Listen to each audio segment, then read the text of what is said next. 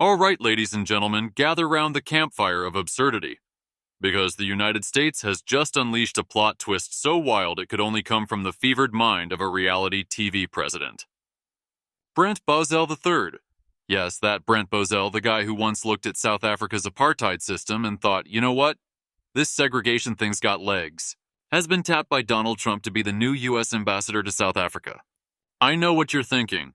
Surely this is a prank, right? Like Ashton Kutcher's about to pop out and yell punked. Nope. This is real life, and it's funnier than a barrel of monkeys on a tequila bender. Let's rewind the tape to 1987 when Bozell was strutting his stuff as president of the National Conservative Political Action Committee. While the rest of the world was busy boycotting apartheid and singing Free Nelson Mandela, Brent was over here writing love letters to the Coalition Against ANC Terrorism. That's right. While Mandela was rotting in a cell and the African National Congress was fighting to dismantle a racist apartheid regime, Bozell was clutching his pearls, calling the ANC a bunch of pro-communist terrorists. He didn't just sip the Kool-Aid. He chugged it, belched, and asked for seconds. Imagine being so far on the wrong side of history that you're basically the guy holding the whip in a Roots reboot.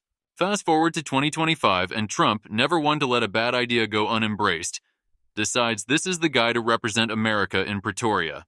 It's like sending a vegan to judge a barbecue contest. South Africans, still understandably touchy about their history, are already sharpening their pitchforks.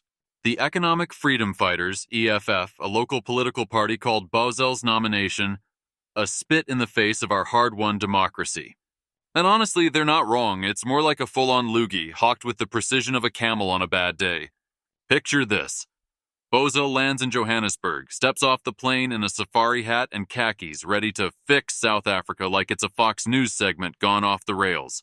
He's greeted by a crowd chanting anti-apartheid slogans, waving ANC flags, and probably burning an effigy of him in a MAGA hat. "I'm here to bring freedom," he yells, oblivious to the irony dripping off him like sweat in a Soweto summer.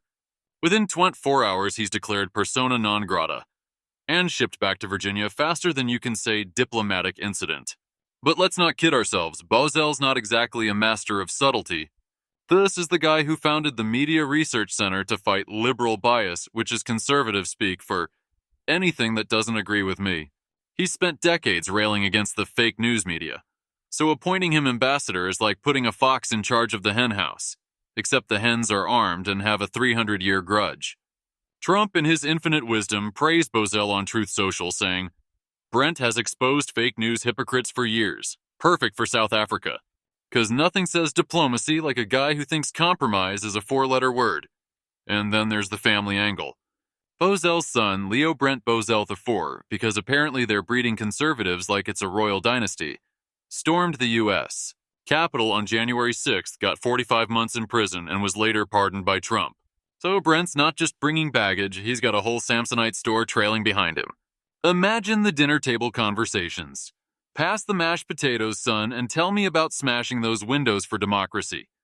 South Africa, meanwhile, is still reeling from this cosmic facepalm. The ANC's probably dusted off Mandela's old speeches, ready to remind Bozell who won that fight. And the EFF?